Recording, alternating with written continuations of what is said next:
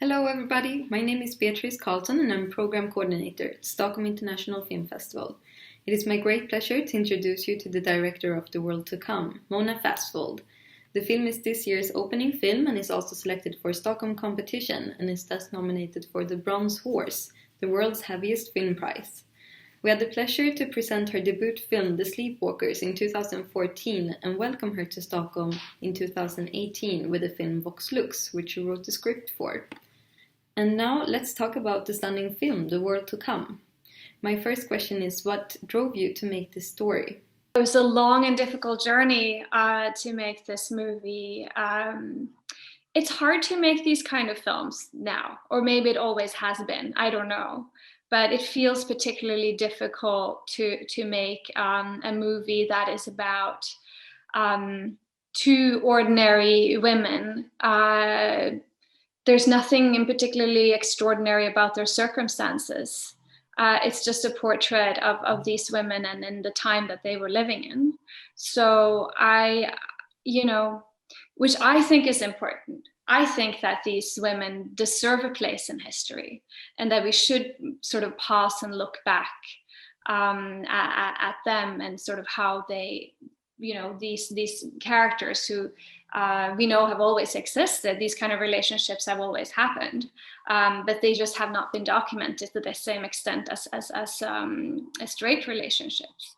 So I think that it's really what this story really spoke to me right away, and I felt that that I knew how to tell it, and I'm interested in the quiet, the quiet characters as well, not just the ones that do extraordinary, brilliant, and wonderful things, but also the ones who take who goes on a brave journey, in a small way. And as a talented scriptwriter, how was it to work on someone else's script? Thank you. Well, that was interesting because I collaborate as a writer with directors a lot. So it was interesting being on the other side of that relationship. And I was working with these two, men in their 60s. Writing a gay love story. So they were when we started working together on the material, they were very open, obviously. This is what is your take on it? And they really let me explore the characters and sort of push the narrative in different directions and restructure it together. So that was interesting. We were kind of an odd couple, which I liked. They're of a different generation than me, and they have a different perspective on love and on friendship, and so it was fun collaborating with them. But it was also a long process. Truly making the story mine, because first I admired it and I also saw how I could add to it, but then I had to really take ownership of it and dive into that language, which I really enjoyed so much. I thought it was very beautifully written by Ron and Hansen and Jim Shepard. So I thought that it was exciting to sort of go into the language that was even perhaps more elevated than what I had written myself or would have written myself. And in your presentation, you mentioned that you had some challenges making the film. What were they? Oh, there were so many, from raising the money to be able to make the movie, from my lead actress, she was having a baby, so we had to wait for her for an extended period of time. Just constant things that would happen that would push production. But I think mostly the hardest part is really to get the people that hold the purse strings to take a chance on these kinds of stories. That is very difficult. So and I wanted the film to be expansive and cinematic and to have scope. I wanted it to take place over multiple seasons. I wanted to keep those things intact, and there's always a constant pressure to, well, why can't you just make it smaller? Why can't you just make it for less? And I think there's an expectation for a lot of female filmmakers to make films that are perhaps not as visually ambitious as our, you know, our male colleagues, who are constantly encouraged to you know, think bigger, or, you know, blow something up, perhaps. And I think I think that I wanted these women to have this sort of, to have a really lush and intoxicating love story, and with that came the scope of time, and came, you know, we've built everything in the film has been built by my crew, and designed and by my production designer Jean-Vincent Poussos, who's a really amazing architect and landscape architect. So we spent months walking in the mountains in Romania, finding the perfect spot to create the places that we wanted to shoot at. The same with the costumes, like everything is carefully crafted, and that's a luxury that I don't think that that's rare for a filmmaker like myself. So really had to fight to achieve that, and but in the end, some, you know, a few, you know, wonderful people took a chance on this movie and decided to support it. So that was a big hurdle. And then, you know, just shooting over multiple seasons, breaking and coming back is very difficult. Animals are very difficult. Weather is very difficult, and also because of the constraints that we had financially, I shot the film in 24 days, which is very little when you make a film like this. So we had pages of really heightened text combined with carefully choreographed shots. You know, I don't like to cut very much. So, you know, rehearsing that and getting that to find the movement with the actors and the camera, and then to try and do that combined with this difficult text in such a short period of time. It's painful for everyone. Yeah. Also, the cinematography in the film is fantastic. Could you tell us about the choice of shooting 16 millimeter? Oh yes, I love 16 millimeter. I think it's such a beautiful format. I saw the film in that format when I was started working on the script and breaking it up. I saw this. I wanted to evoke a little bit of the 70s, like the, you know, 1850s through the 70s and 60s in a way.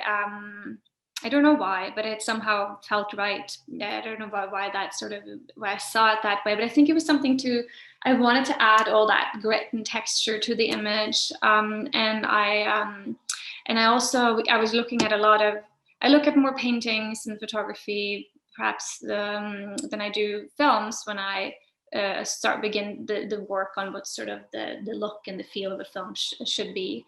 I wanted to evoke a lot of paintings of the era and sort of create this sense with the light, that the light is always, that there's always dust and textures and particle in the light that are being caught, and that there are this kind of painter-like textures within the image, and also that sort of grit that 16 has. Would juxtapose some of the beauty of the landscape, perhaps, and the beauty of the images. So that was my sort of go-to. But it's a tricky format to work on. It's challenging as well. So I mean, Andrei Shemetov, my cinematographer, he's really. We had a lot of fun being right on that edge of what was possible in terms of the light, because I also had this idea that, you know, light was a luxury at the time, so trying to light in a way which is quite tricky to where it appears to be only smaller sources of light, and not sort of that you don't have, you know, you wouldn't light a whole room. It's that candle, it's that lamp, you know, that one, the fireplace. Yeah. The film revolves around suppressed feelings and emotions. How did you go about to capture this state? Well, we had a lot of, we were rehearsing whenever we could, whether it be, you know, 5 a.m. or, you know, at midnight when we finished, or in a break, or one day off. So we were constantly what we were working on a lot, with especially with Catherine Watson and Vanessa Kirby, was that there's so many scenes where the two characters are speaking in code to one another. So what was exciting was to see when am I being understood? When are the codes being understood, and when are they not? When is it a metaphor and when is it direct? What are we talking about? So what we would constantly do also would be to run a scene, and then a beat would be missing or not land as we wanted, that we break, go back, and then I would have the women just say the text modern, how you would say, just say everything, say all the subtext, say everything that I'm trying to say to one another, and then go back again and into the material. And we would have to do that a lot to sort of be grounded back into like, what is it you're going after?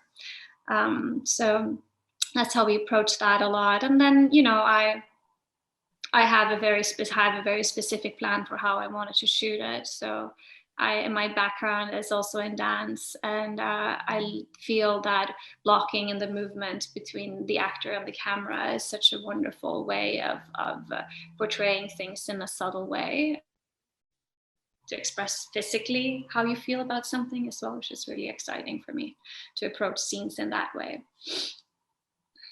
We already talked a little bit about nature, but both nature and the scenery plays a big part in the storyline.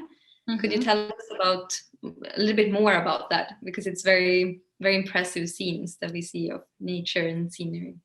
Well, yes, as I said before, I spent a lot of time with Jean and Sampussos, walking up in the mountains there, trying to find the right place in nature for Abigail's farm and for Tally's farm, and for where we put our village and everything. Growing up in Norway as well, and my production designer in the south of France, different places, but both of us very much in close relation to nature and animals and farm life. We sort of drew from our own experience in that way.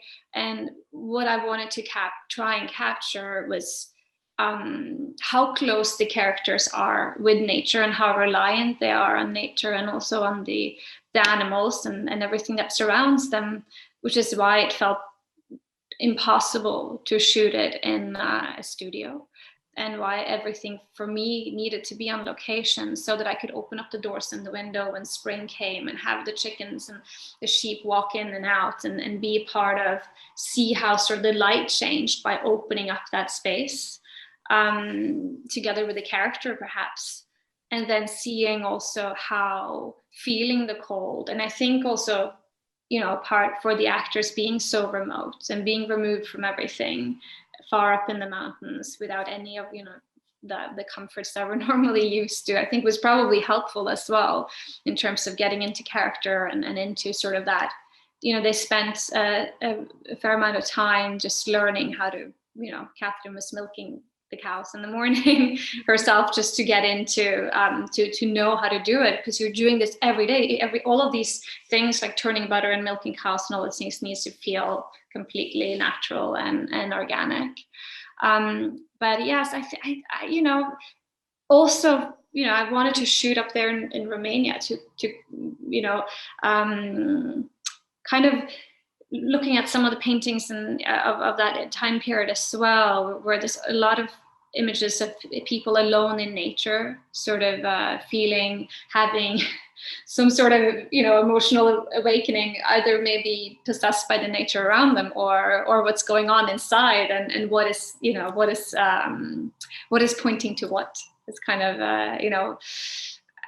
I at least find it difficult to shoot a city. At times I find it much easier to find an angle and a light in nature. And lastly, as we are big fans of your work, are you working on something new? I am working on, I wrote a film with my partner that we are shooting in Poland. Fingers crossed, who knows what's happening these days, early next year. It's called A Brutalist, and it's about an architect. epic love story that spans over 30 years after the Second World War. So that's something we're working on, and I'm writing right now. Normally I would be, going around and meeting people who are watching the movie, and since I cannot do that due to COVID, I am actually having a really exciting creative time now writing. That is great to hear, and we hope to see the work in Stockholm in the future. And thank you very much for talking with us, and have a great day, and hej då! Hej då! Thank you so much for watching the movie.